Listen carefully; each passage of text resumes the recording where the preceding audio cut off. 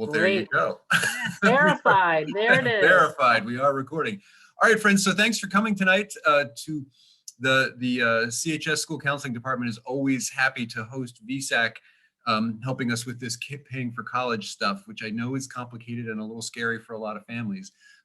Carrie Harlow, this is not her first rodeo. She's coming down here to via Zoom to help us all understand what's going on. And then we will follow up in about a month or later, about a month or so, with a forms night where we will help you do your financial aid, your FAFSA forms. We'll help you with that. But in addition, and Carrie's going to talk about this, VSAC is available to help you every week starting this Friday. Isn't that right? That's right. As a matter of fact, I am the person who signed up for the first day. So October 1st, when the FAFSA opens, VSAC will be having one-on-one appointments every Friday, as well as some other days when schools might be closed. We're going to have some availability for one-on-one FAFSA help appointments. Awesome. That's great. Great. All right. Well, friends, as you know, I'm Hall. Ms. Pastore and Ms. Moran, also in the school counseling department, are here. Carrie Harlow is going to run the show. We're just here on the side. And Stevia is here, is our new Gear Up counselor. So she's learning the ropes on some of this financial aid stuff along with the rest of us. And some of you may be seeing her in school once she is released by the folks at VSAC to come see us. And we're excited to have her be a part of our community. So we're fired up and ready to go. Carrie, take it away. Oh, and I'll just quickly jump in. Oh, sorry, Carrie. Just if anyone has any questions, feel free to put them in the Q&A or the chat, and we will go ahead and make sure that those get answered throughout the course of the evening. Yeah, I'll pause at various points during the presentation to answer questions as they come along. If it looks like we're running too long, we're really like maybe getting down a rabbit hole, I might hold questions until the end. But that would be an extreme case. So let's get started by just talking about VSAC briefly. I work for Vermont Student Assistance Corporation, and we are here to help Vermonters have the information and financial resources that they need to pursue post-secondary education. And when I'm talking about post-secondary education, I'm not only talking about the traditional college or university that you're thinking about, but there are also some trade schools that are eligible for federal Title IV money, which is a fancy way of saying that the financial aid you can get by filing the FAFSA. And so some of the schools here in Vermont are Advanced Welding Institute and also the Aveda O'Brien's Institute for Cosmetology. So we have some programs here in Vermont that are eligible for federal student aid that aren't necessarily, a traditional college that you would think of, but they get financial aid. And so a lot of the things that we're talking about tonight will apply for them as well. So let's just put this on the table and acknowledge your concerns. It can be overwhelming to think about the idea of paying for college and how you're going to go about doing so. This presentation can't answer all the questions or cover all the issues, but it's intended to give a general overview of the idea of paying for college and the role that you as families play, as well as the options that you have. And we start off with the key to this process is really communication and about the student's plans. The student and parent involvement in the college search and selection process, working alongside their counselors, their teachers or advisors, coming up with good college matches that meet expectations like distance or maybe programs offered, scholarships, housing, placement rates. Doing the research really involves finding about things like the true costs of college, the net price, which we're going to talk about in a bit, as well as other things like acceptance of AP and maybe dual enrollment credit.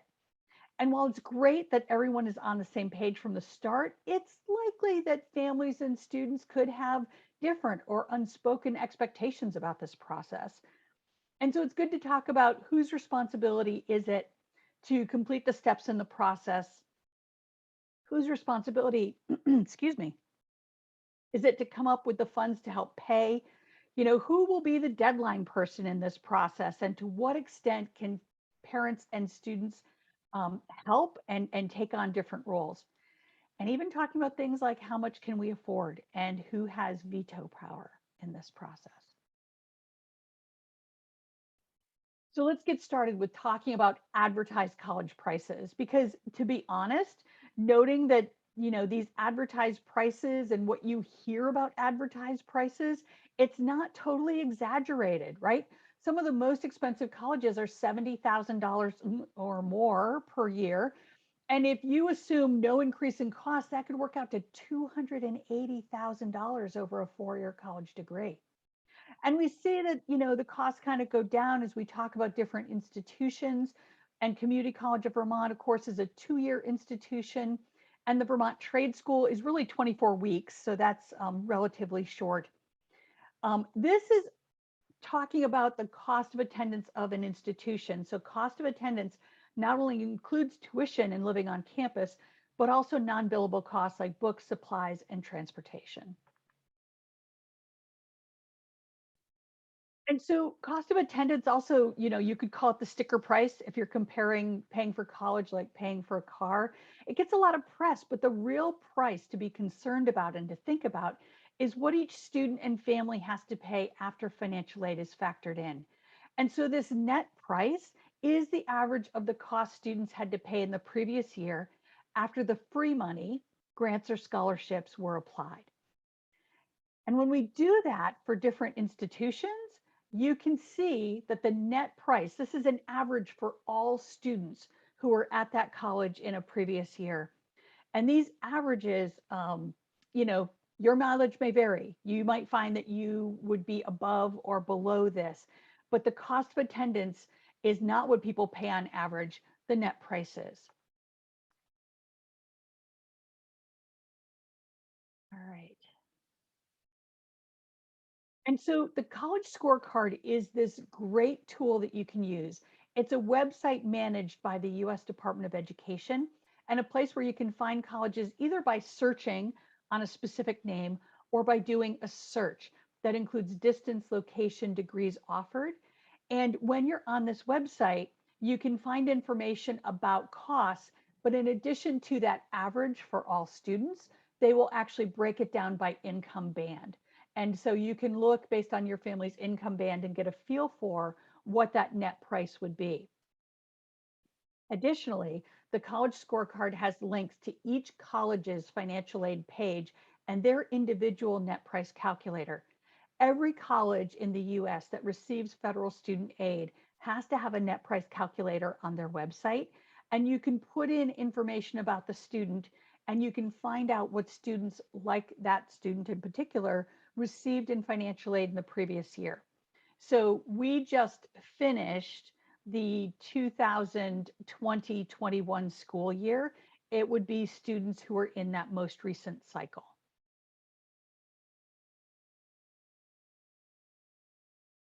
So I joke with people sometimes that this is one of the scariest slides in the whole presentation. People sometimes look at this and they think, oh my gosh, I have to, if the college costs $50,000 a year, I have to pull out my checkbook and figure out how we pay $50,000 each year. And that's not exactly the case. What they do is they look at the family's financial strengths and information, and then need-based financial aid will look at those resources and supplement, but not replace what's determined to be the family contribution. When we talk about the family having the primary responsibility, it's also the family's responsibility to meet deadlines, to file the necessary forms, to respond to requests for additional information.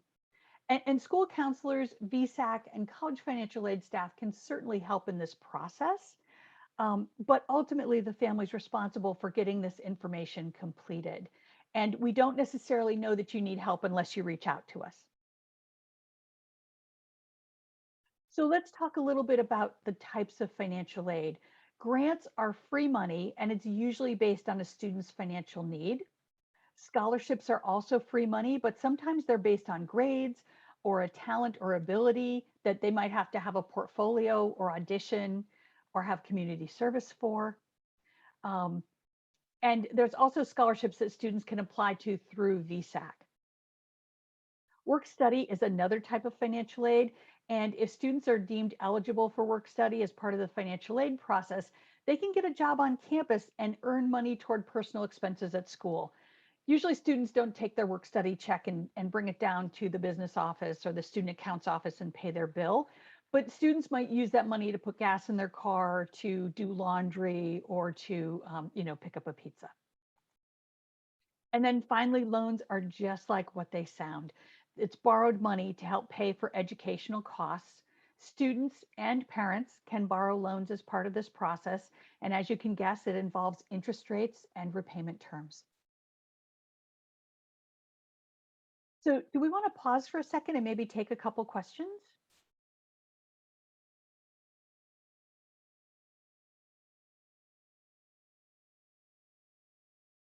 There is one question about military paying for school and in addition to ROTC. So there's GI Bill and there's ROTC options. That's correct. And so really important for those types of programs for ROTC to be in touch with the colleges that have those programs and talk to them about their process.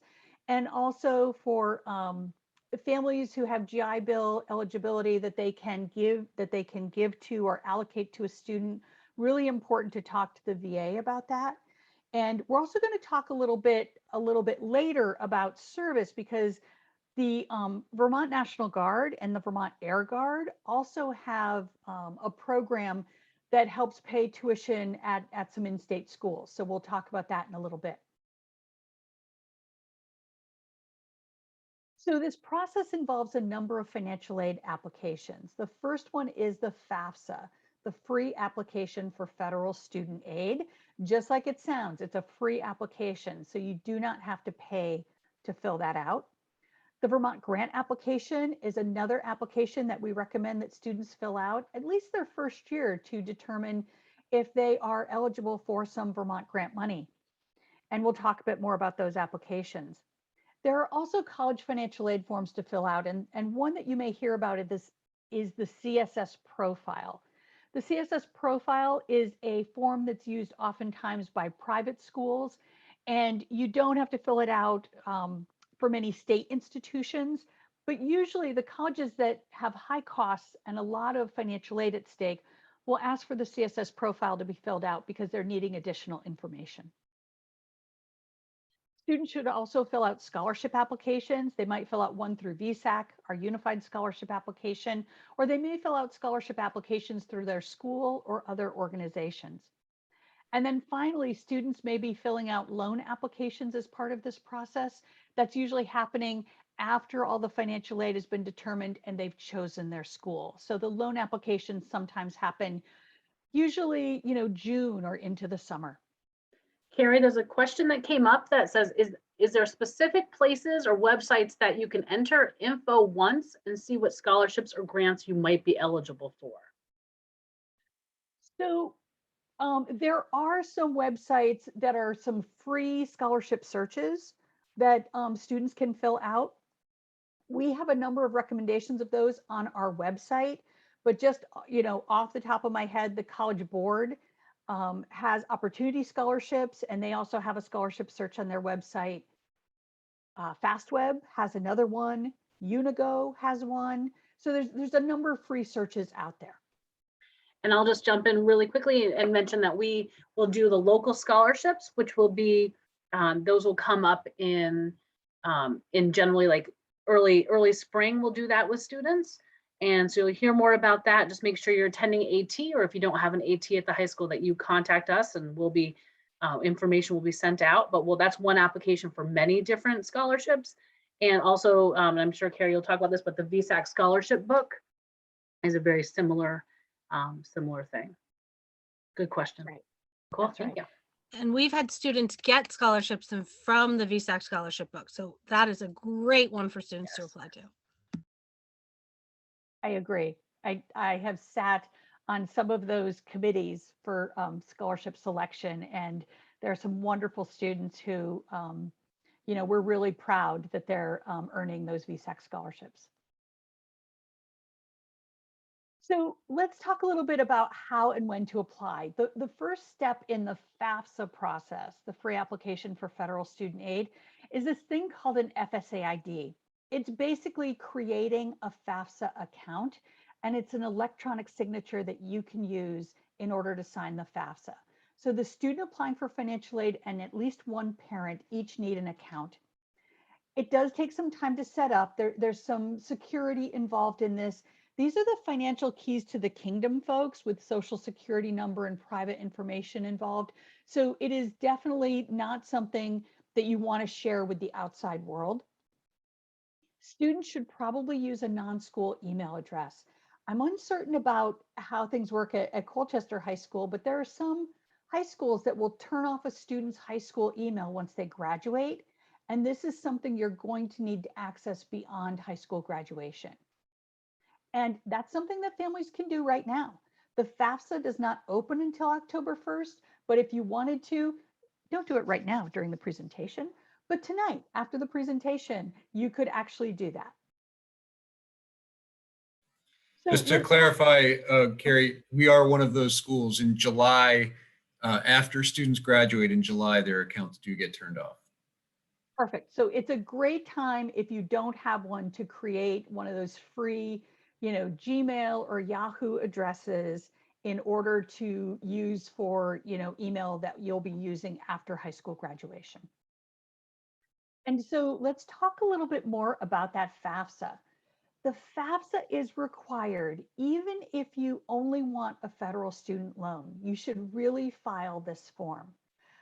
Many colleges will say that they require the FAFSA even for non-need-based money because they would like you to exhaust all of your options for aid before they dip into their money. In addition, this year's FAFSA will be available October 1st. We want to use these students will want to use the 2022-2023 version. See, I didn't update that. And so we want to make sure the year that the student will attend college, right? 21-22 will be up. You want 22-23. You want to check college deadlines to make sure that you file in time for college financial aid. Some colleges have earlier deadlines than others.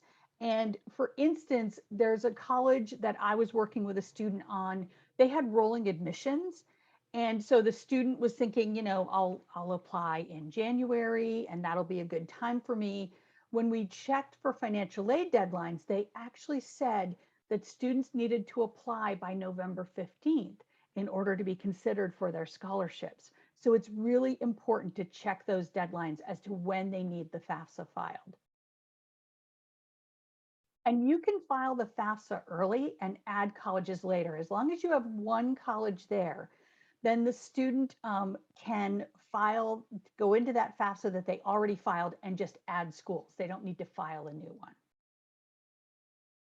And there's a mobile app available. So in addition to doing something on your computer, on your desktop, or on your laptop, you can actually use your phone. So let's talk about the Vermont grant application. Again, the first day to file will be October 1st this year, 2021. And it is open to all residents. We're going to use, again, the 2022-2023 version. So the year that the student will attend college. And it's really important to remember that because both years are still up right now. We're still accepting applications for students who are going to start school in January, and they're in the 21-22 school year. The Vermont grant application is required for state grant aid.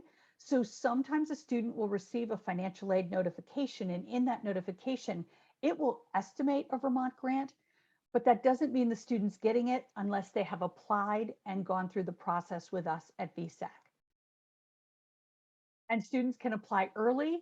We want them to check their status, and there's a bunch of things that they can complete online if we need more information. And there's also the ability to upload documents. For instance, if a tax return or W-2 forms were requested. Usually VSAC has, usually Vermont has $19 to $20 million available per year in grants for Vermont students. It's appropriated by the Vermont legislature, and VSAC administers the money. And so That's why students need to create that My VSAC account, again, with a non-school email address before they apply for a Vermont grant. The other thing that not many people know is the Vermont grant is fully portable. So students can use the Vermont grant both in-state and for out-of-state colleges. VSAC believes firmly in funding students and their education goals. And so while there's a higher amount of aid for in-state schools in the Vermont grant, there is money available for students who are looking to go out of state, and that's available. Any questions about Vermont grant or the FAFSA applications? So let's talk a little bit about determining, oh, sorry. Oh, sorry, Carrie, quick question for you. If you go back for a minute to the last slide, and you might have said this, so I apologize. Where it says, are those dates potentially off from last year, and you corrected that when you were talking? Okay. Yes. Cool. Yes, I did. So Perfect. it's really important for this year's high school seniors. They're going to be filling out the 2022, 2023 version. And I apologize. I think what I did was I pulled up the wrong version of this presentation. So you'll have to forgive me. I'm a little out of practice. No worries. And there was one question that came up real quick, which is just that someone asked, said, should students be applying for scholarships this fall? I believe I've seen some scholarships with deadlines in November. Absolutely should be. And I know that there's juggling a lot right now, but yes, absolutely. You should be looking and seeing what scholarships might have deadlines. Naviance has a bunch of scholarships. VSAC's resource library. I know in the past you've had all sorts of books about scholarships. And some of those other websites that you mentioned, and we have a financial aid page on our website for CHS, and VSAC has a bunch of resources. So really looking and spending some time talking to businesses, talking to your work, guardians work, just really actively asking the questions, and as to see who might have money out there, and definitely be looking now because a lot of deadlines are going to be starting anytime. And have already passed and will be continuing. So making sure you're looking at all those. That's great advice. And so to go back to our communication slide, really talking through like who's going to do these things and how people are going to help each other. That's sometimes a really helpful conversation to have.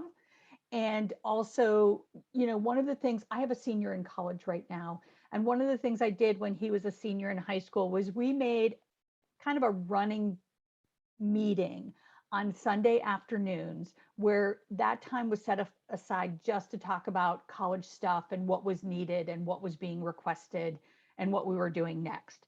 And that's not to say everyone should do that, but I think I heard that recommended by somebody and it really worked for us. We echo that sentiment as well, as many parents or people who are on here have heard the same thing. So that's awesome. It worked for you. Right. Yes, that's awesome. Two other quick questions. Will we have access to these slides after the presentation? Answer is yes to that. And actually, and again, these slides have been sent to you via email, but we're going to get the updated version from Carrie with the correct dates, and then we'll reshare that. Perfect. And then finally, Carrie, another question is, are VSAC funds available for international schools? So that's a very good question. Let me say that the Vermont grant is available for Canadian schools. So there are a number of Canadian institutions where your Vermont grant can go. But unfortunately, the Vermont grant cannot go internationally, for instance, across the Atlantic, but a number of VSAC scholarships can. So hopefully that's helpful. Thank you. So let's talk about this thing. You may have heard about an EFC, or an expected family contribution, or an estimated family contribution. And that EFC is a starting point. It's not necessarily what you have to pay, but when you get done with the FAFSA, or you can actually do an EFC calculator on the College Board website, and you come up with this figure, it's usually not what a family has to pay. It's really the starting point for determining financial aid. And there's a number of things that are looked at. The student and parent income is looked at on the FAFSA form. And so for this upcoming school year, so the 2022-2023 FAFSA, we'll be asking about 2020 income. Additionally, it asks about family assets, so parents and students. It asks about the number of family members in the household, thinking that, how many people are living on that income. The number of family members in college is also taken into consideration, as well as the age of the older parent. And the reason why the age of the older parent is taken into consideration is because one of the things they do as part of the financial aid calculation is they protect a certain amount of family assets based on the age of the older parent, thinking that that person is, somewhat close to or approaching a retirement age, and how much do they need to have set aside. And I mentioned that on the College Board website, they have a tools and calculators section where you can actually determine, do your own home experiment and determine your EFC. So let's talk a little bit about, I mentioned that the family might pay the EFC, but there's also this thing called unmet need. And so in this slide, we're talking about a student who applied to 3 different Vermont schools. They have 3 different costs.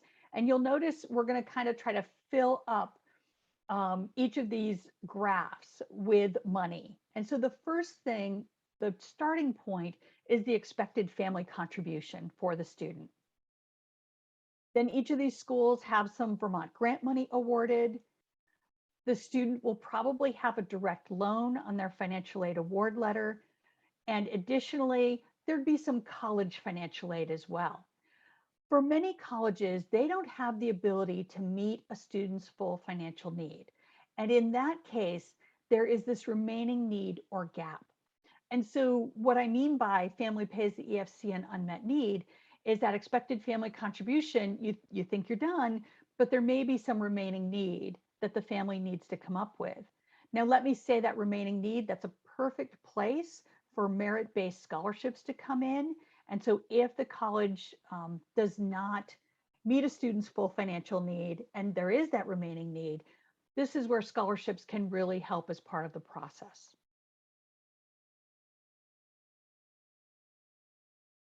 And so let's talk a little bit about maximizing financial aid. So for instance, in order to maximize financial aid, we want to encourage students to do well in school. That seems really obvious. You do not need a perfect 4.0 in order to get scholarships. Depending on the college, they might say, oh, if you have a 3.5 GPA, we have scholarships. Or if you have a 3.0 GPA, we have scholarships. Or if you have a 2.8 GPA, depending on the school. Students should make certain to challenge themselves. Again, colleges like to see that. There may be some merit aid involved. Increasing school and community involvement. I really encourage this a great deal. There's a number of VSAC scholarships that are for students who have done some service in their community. You should also communicate special circumstances to financial aid offices and to VSAC for the Vermont grant. What I mean by that is, we are just coming off a really challenging time, and it's still challenging for some families. And if your family income is very different than 2020 for whatever reason, you definitely want to communicate that information, because the FAFSA is really a just the facts document. And so you can kind of give some background information. We want to encourage students to research scholarships, but then actually apply for scholarships. In this process, there's this timeline when you think about it. And sometimes the high school scholarships are your best bet as far as competitiveness, because you're only competing against the students at your school who applied for those scholarships. But it happens really late in the season. It happens in spring of the senior year. And sometimes people are, applicationed out. So it's really important to kind of keep that stamina and keep going for that push. Additionally, some ways to reduce costs are to consider, for instance, in-state schools or other states that maybe don't have a lot of Vermont residents attending, or thinking about Canadian schools. Students doing dual enrollment, where you're able to take college courses while you're still in high school, may be able to transfer some of those credits into colleges. Early college is a program for seniors who end up going to college full time while they're still considered a senior in high school. That saves a whole year for a student at some schools when they begin after they've graduated. Advanced placement, there's a lot of colleges that allow advanced placement credit, and there is a resource on the College Board website, as well as on college websites individually, where they will sometimes list AP scores and what kind of credit students can get from that. NEBI is short for the New England Board of Higher Education, and that program, they administer a regional student program. And if you attend a NEBI school, for instance, we don't have any marine biology programs here in Vermont. We're kind of landlocked. And if you want to study marine biology at a New England state school that offers that program, you can go at a reduced rate of tuition. And so it's really great to check out that program. Additionally, students can start at a school that costs less and then transfer. Right now, there are a number of students at CCV, Community College of Vermont, and they are beginning there. And at the end of 2 years, they're going to transfer to their 4-year school. We have a current program with CCV that is the 802 Opportunity Grant. And if a family income is less than $50,000, a student can go to CCV tuition free.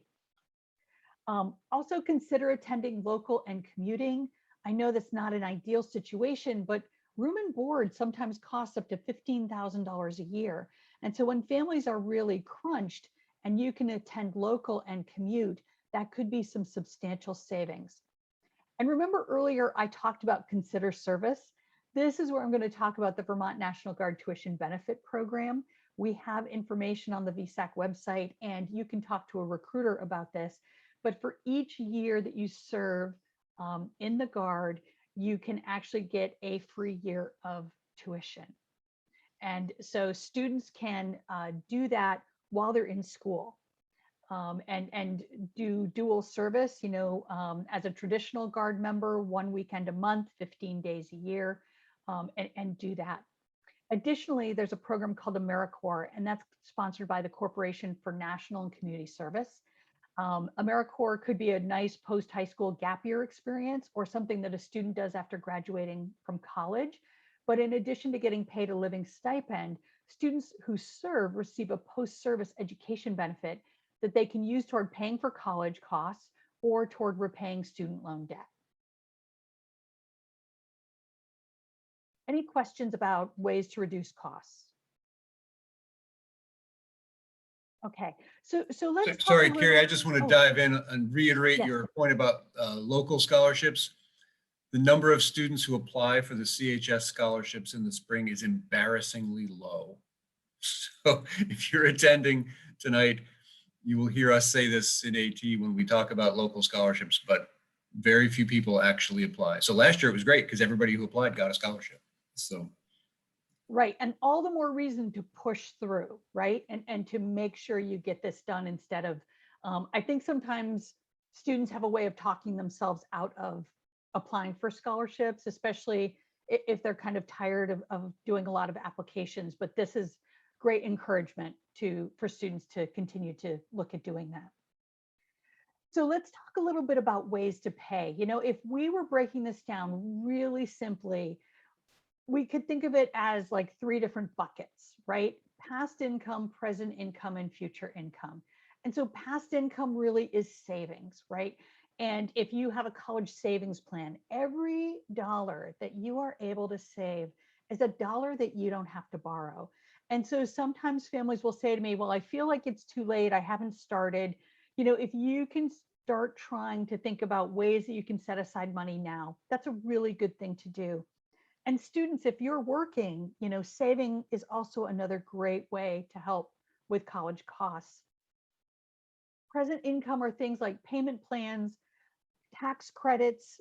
You wouldn't be able to use that in the first year of college, but when a student is in college, and if you qualify for a tax credit, that's money that you could take and roll into the following semester's payment.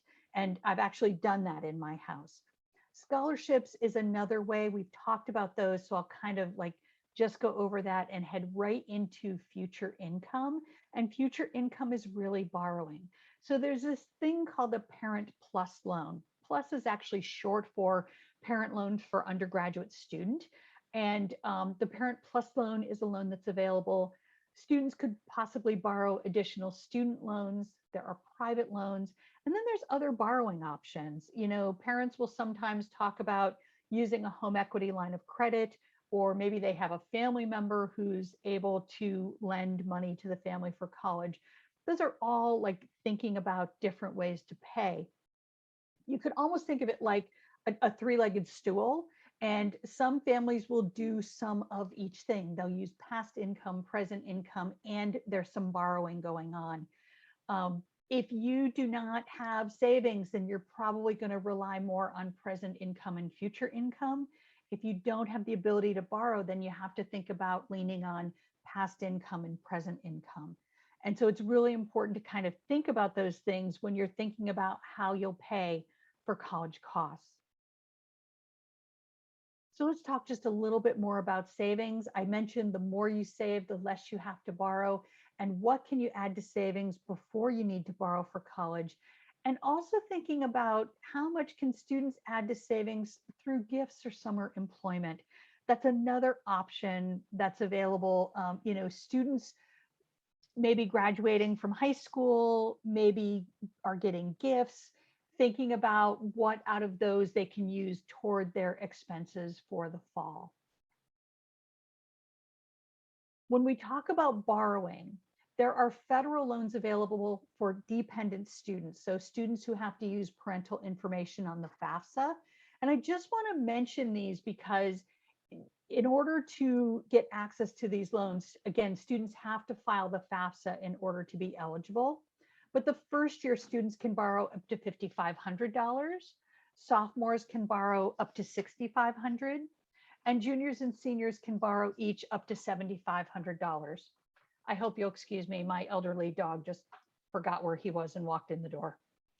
So these federal loans, when a student applies to college and they get a financial aid offer, it's highly likely the freshman year, you will see this $5,500 on their financial aid notification. And then you can see how this adds up by the end. It ends up being about $27,000 that students end up borrowing in cumulative if they're a dependent student and borrowing those federal loans for college. And I think it's important to note that when you get those award letters, just like Carrie said, what you see is that it'll come across like, hey, we're giving you this money, right? So as you're looking and you're like, hey, this is my award, and wow, look how much we just got. Like really being careful to pull that out when you're doing the calculations of how much is going to have to be paid back and how much is actually like grants or money that is given to you or in scholarship. So just being really mindful of that when you do get those award letters, to really look, and we are more than happy to help you. VSAC can help you really break those letters.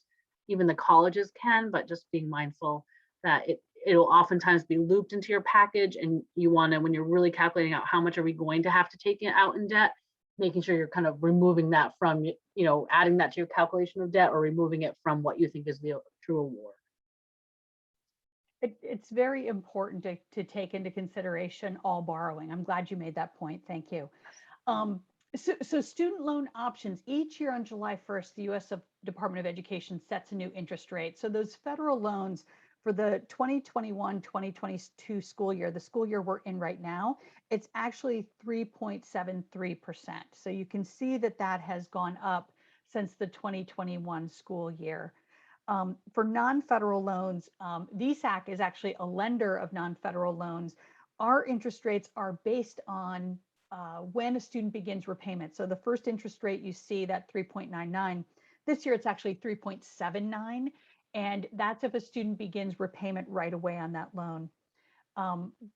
The second interest rate, which this year is 5.2%, is if the student begins immediately repaying the interest only, and that keeps the loan from growing, okay? And that's 5.2%. And then If they defer until they're done with school, that interest rate this year is 6.1%. And so you can see how like these interest rates really can be different from loan to loan. And we encourage families to shop around and to figure out their best deal. However, I can tell you that the federal loan, we tell students accept those loans first because they tend to be the best deal and they have the most protections attached to them. And then we're talking about parent loan options. The parent loan for this year, the 2021-2022 school year, is 6.28%. So you can see that's also gone up a little bit. We encourage parents to compare those loans. It's a federal loan, and so you just want to check that out. The limit on how much plus loan a parent can borrow is the cost of the college minus the financial aid offered. And so sometimes on the student's financial aid notification, it says the plus loan to fill in the gap. Like, so this is what we offered for financial aid, and here's a plus loan for $25,000. And students don't always recognize that that's a loan that their parents take out, and parents may look at that loan and say, we can't afford that. The college only awarded it because that was the cost of the school minus the financial aid offered. It's really the parents who decide how much they can afford to borrow. And then VSAC also has a VSAC Advantage parent loan, and you can see the fixed rate. Immediate repayment this year is 3.79%. And if they delay 12 months and go into repayment, that is this year it's going to be 6.1% as opposed to 6.3%. And again, for the seniors in the Zoom call and the parents of seniors in the Zoom call, there will be new interest rates that come up for the 22-23 school year. Carrie, a question came up, which is, are the federal and VSAC loan rates fixed or variable? Great question. The federal loans and the VSAC loans are both fixed. So for instance, when a student, if a student was a freshman in college this year and they had that, gotta pull it up again, they had that 3.73 interest rate, that loan they took out this year will have that fixed interest rate. Next year, they're going to borrow a loan again, but it will have a different interest rate, and that interest rate will be fixed. So a student could graduate from college with a number of loans with different interest rates. So it's a lot to keep track of. Thanks. So there are some great calculators out there that I really encourage students and families to use. One is used by mappingyourfuture.org, and it's a student loan debt to salary wizard. And it's great because students can take information, they can figure out 4 years of borrowing and then plug that in with a 10-year repayment, and then look at, from the salary wizard, how much money they reasonably need to make in order to be able to support that debt. And I think that that's a really important tool. In addition, there's a rule of thumb, and I'll just give that to you tonight. And this rule of thumb is that a student should not borrow more for college than they can reasonably expect to make when they graduate. So they should not borrow more than that. And remember that college scorecard I told you about earlier? One of the things on it is they have average starting salaries by major. And so you can use that towards your research about borrowing. Additionally, collegeboard.org has some great financial aid tools and calculators. They have that EFC calculator I talked about, and they also have a parent debt calculator. And so that's really helpful for families who are like, I don't even know how much we should be borrowing or we can borrow. That calculator asks income information, debt information, and payment information, and then they can from there recommend how much they think a family could reasonably borrow. But again, it's up to the family, to the parents, to make these decisions. Student Loan Hero also has some calculators. They have a student loan comparison calculator. So if you have a different interest rate, like how much money could that save you? And also a debt to income calculator that you can use. Carrie, quick question. So you mentioned that the kind of rule of thumb, Is that the, just to clarify, is that how much they expect to make in that first year out? Correct. They can, how much they should not borrow cumulatively for college more than they can reasonably expect to make their first year out. That is, that it's just a rule of thumb that's been used, and I've heard it used by a number of financial people, which is why I put trust in it. Great, thank you. And one question real quick is, what is the delayed 12 months after graduation or after the loan is given? It's after, that's a great question. The delayed 12 months is after the loan is fully paid to the school.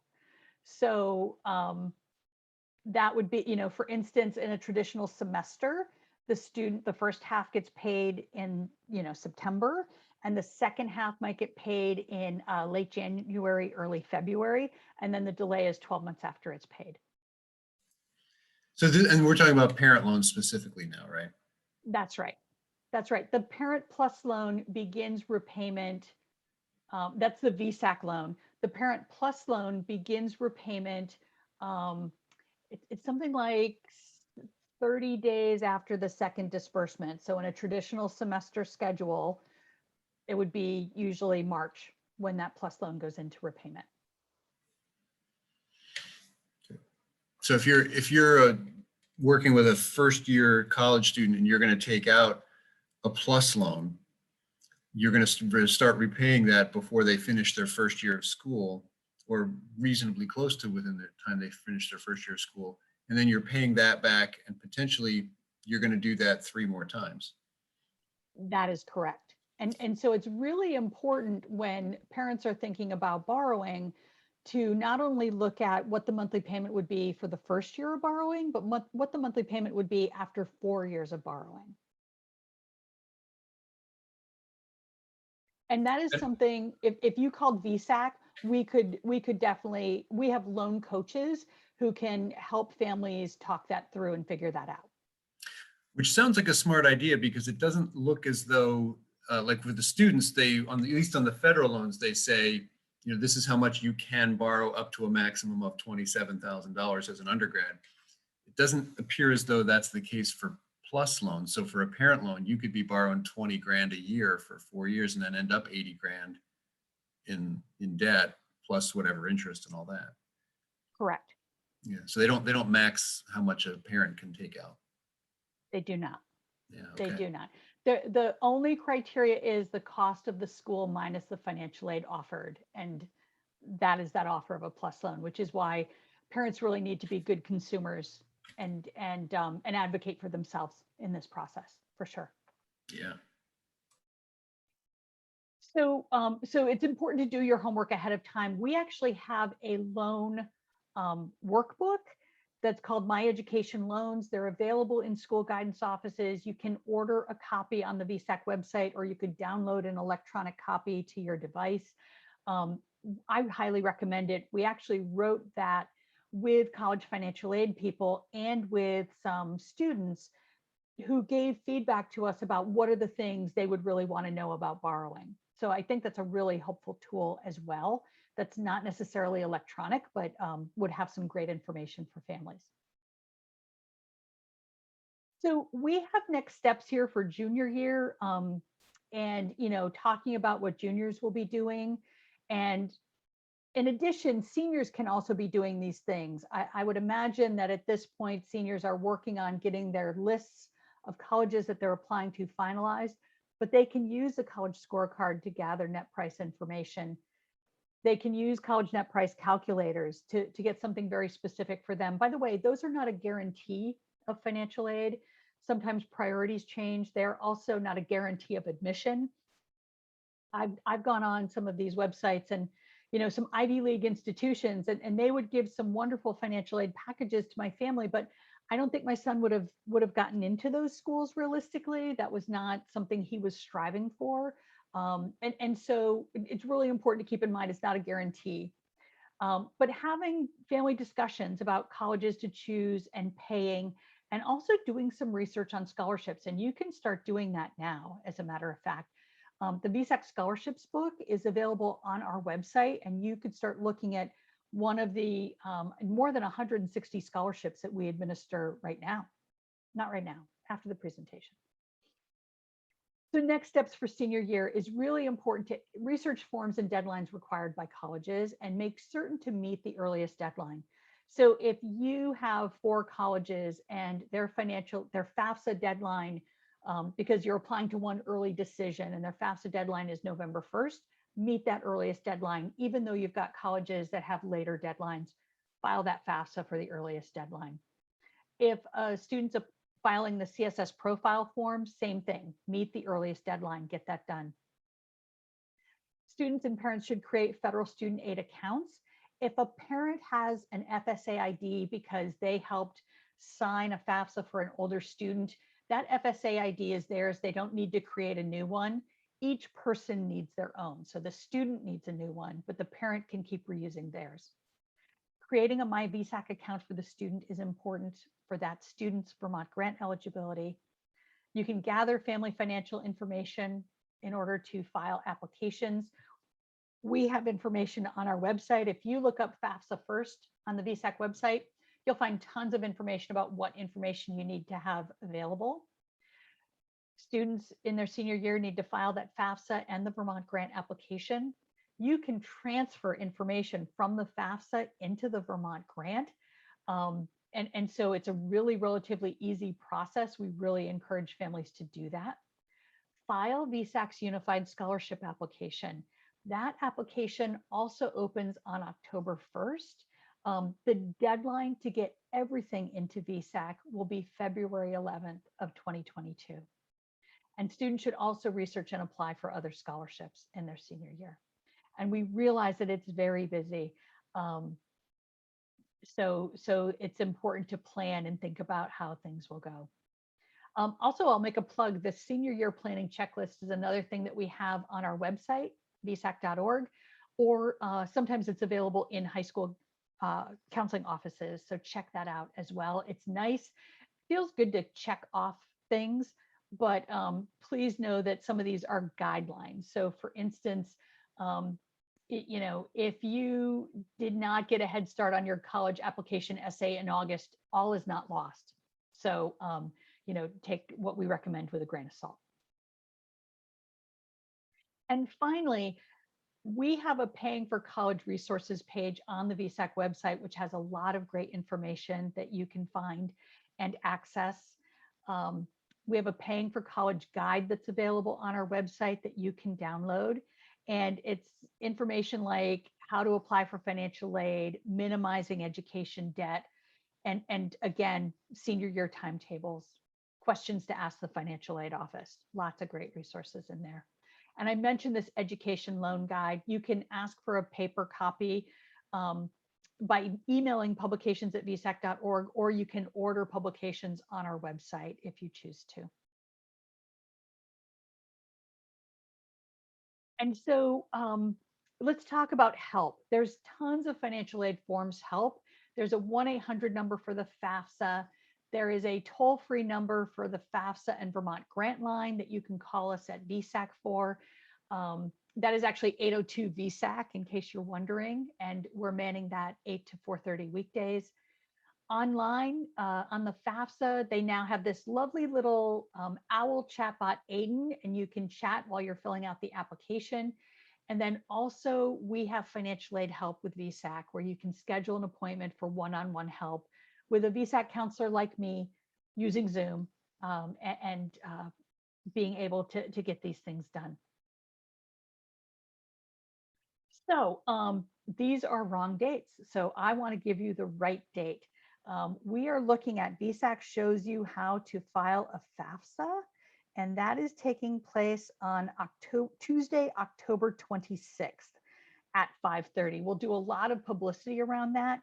It's a Zoom session, but also we're doing Facebook Live. And I think we had more than 90 people in attendance last year, and we went through the FAFSA screen by screen, and people were at home filing right along with us. We're going to have an event scheduled later this fall. It has not been scheduled yet on My VSAC, the Vermont Grant, and VSAC Scholarships all in one. And then there are recordings available after the events on our YouTube channel. It's My VSAC Story, but we also have a financial aid videos page on the vsac.org website where you can pretty quickly access all of those past events, including things like, what do you do while you're waiting to hear about financial aid? And how do you choose a student loan? And we've got one actually going on, I think fairly soon, about saving for college in the 529 savings plan. So we have a lot of these different opportunities available to help families navigate this process. And That's finally, great. yeah. Carrie, sorry to jump in real quick. Can you say that date one more time for the FAFSA? Just make sure everyone got it. Yes, it is Tuesday, October 26th, and I think it's starting at 6 p.m. Okay, great. Okay, and we Thank will you. have a lot of publicity around it. Make sure to watch for it. But I literally got the invite for the event yesterday, so we just got it on the schedule. Great, thank you. All right. And finally, I just want to say thank you all for joining me tonight. I understand that it's a very busy time of year, and we did this in about an hour and a half. If more questions come up, I'm going to give you my email address. It is Harlow, HARLOW, at VSAC, VSAC.org.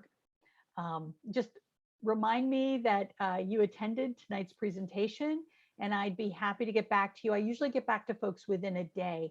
I'm also in schools, like Stevia will be at Colchester.